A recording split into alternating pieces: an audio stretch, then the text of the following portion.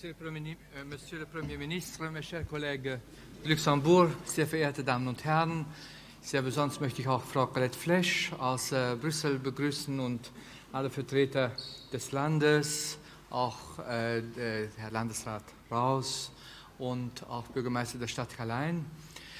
Permettez-moi d'abord, et en tout premier lieu, de m'adresser à M. Mortier pour le remercier vraiment très chaleureusement de l'occasion qu'il nous offre aujourd'hui à nous luxembourgeois de présenter le programme de notre année culturelle 95. Hier liegt das wesentliche Programm der Kulturhauptstädte Europas, ein Programm, das wie in Luxemburg aufgrund unserer spezifischen Lage und Geschichte besonders hervorgehoben wird. Und ich hoffe wirklich, dass Sie alle nächstes Jahr Gelegenheit haben werden, nach Luxemburg zu kommen, sich das anzuschauen, was wir Ihnen heute vorstellen.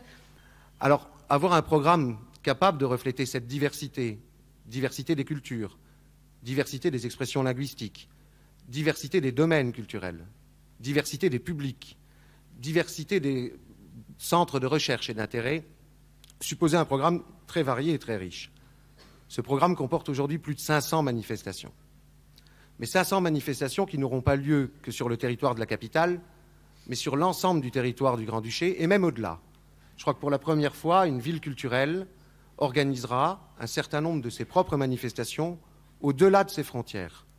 Certaines représentations théâtrales étant d'ores et déjà prévues en Lorraine, en Sarre ou en Belgique.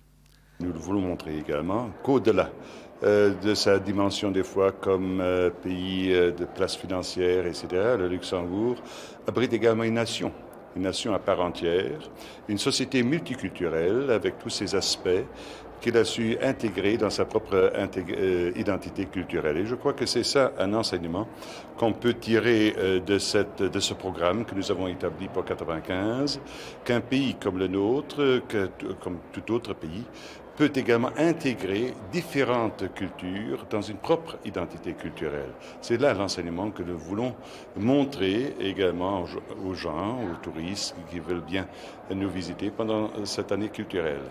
C'est en créant et en présentant ces capitales culturelles de l'Europe que la population européenne peut comprendre que l'Europe se compose d'une énorme diversité, mais diversité qui, dans son noyau, est quelque chose de commun, ce que nous appelons la civilisation européenne. Vous diriez que les